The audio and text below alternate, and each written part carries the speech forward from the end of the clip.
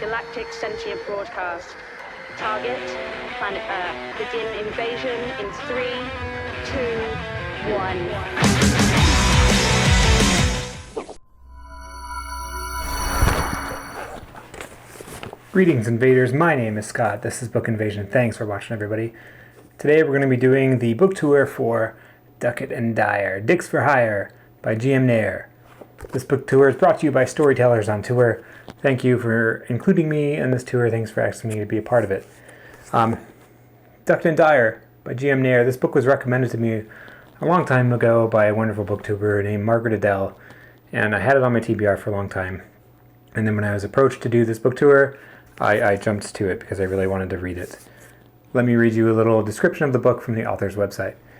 It's a science fiction comedy novel about two friends on the outs who are forced into the low-stakes world of private investigation in order to make up for some extra cash to keep them from being evicted.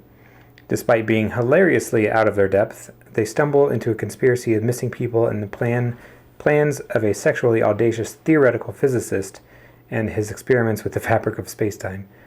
They're not detectives, but the universe thinks they are, and it might just tear itself apart if they don't answer the call.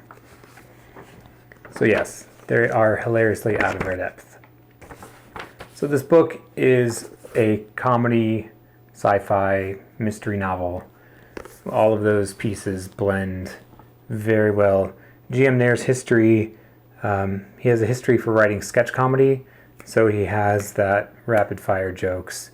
He throws in those punchlines and those just hits throughout the book, and I thought it played really well just because I came into the book kind of knowing that obviously it's called Dicks for Hire. It's not something you're going to take very seriously. And I thought that the way that this kind of played out made me laugh for sure. I appreciate silly, goofy books. You can tell if you've watched the channel for a long time, books like Cannibal Nuns from Outer Space, the Epic Failure Trilogy, Sheriff of Yurnamir, Hollow Kingdom even. And those books have a story to tell, but they do it with humor. They don't take itself too seriously. And those are the kind of books that I eat up so much. Give me the snarkiness, give me the humor. I need that. And this is exactly that kind of book. Now, the book does get a little weird. You'll see on the cover graphic, there's like a cow man with eyeballs on his fingertips. There's like a gun shooting blue lasers. There's a giant bunny with people on it, and then a grappling hook. Those all come into play mostly in the second half of the book, where they start to go into a multiverse.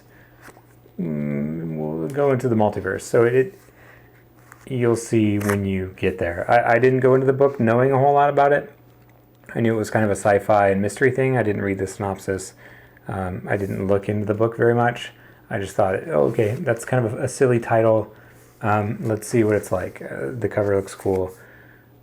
Knowing and what I looked up about the author very briefly, it's like, his bio is like he's not someone that's, yeah. GM Nair is a crazy person who should never be taken seriously, period. That's sentence number 1 in his bio. He has a master's degree in aerospace engineering. Duckett and Dyer is his first novel.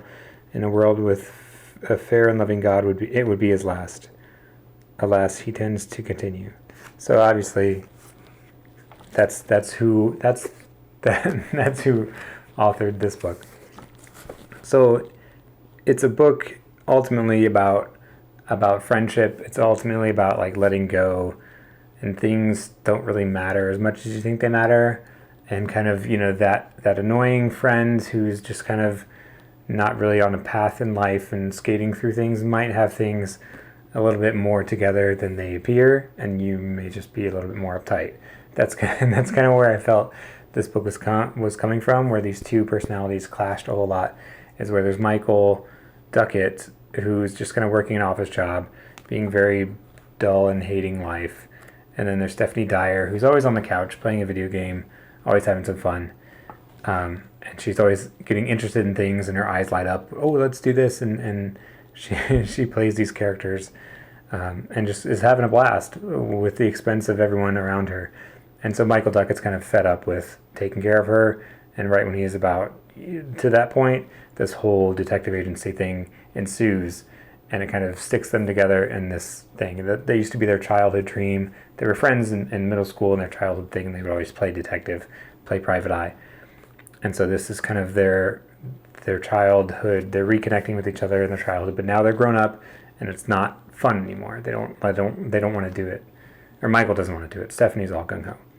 So there's the conflicting personality traits in this book that play off really well when they get thrown into these crazy situations. It's usually the unexpected person who kind of saves the day, and that I thought was really cool. I liked where the book went. I kind of liked the last third of the book the best because I really wanted to know who was pulling the strings throughout all of this and who these mystery people were and what was going on. And I thought that came to fruition really well at the end. Now, the first part of it is getting to know the characters and how their history works and their interaction. The middle part of it is them just multiverse hopping like a sliders or a quantum leap type of thing. They hit I bookmarked one of these pieces, one of these multiverses. Yeah, let's see. Okay, a universe where man was slave to an army of nude giants from space. An Earth locked in the grip of an eternal World War I caused by a robotic Franz Ferdinand, and, perhaps the most horrifying of all, a reality with a, quote, normal Al Yankovic. Instead of Weird Al Yankovic. You didn't get that reference. There's also a quip about a universe where there is, the only difference is that their Beyonce is white, but Jay-Z is still black, so that makes it okay. Anyway, it's just a fun ride. It's a good book. It's a good read. I really enjoyed it. The book 2 is out, I believe, the 100% solution. I would like to check that out. But thanks for Storytellers on Tour for inviting me. I'll give this book a solid 4 stars. I really liked it. I enjoyed it. I'll recommend it to whoever wants a good, funny, kind of buddy crime comedy book. So those are all my thoughts on Duckett and Dyer, Dicks for Hire. Thanks for letting me be part of this tour. Thanks to GM Nair. Go check out this book if you want a good time, a good rollicking, kind of Adult Swim-esque kind of thing. It was really good. I enjoyed it a lot. But thanks for watching, everybody. Like and subscribe. See you later. Bye-bye.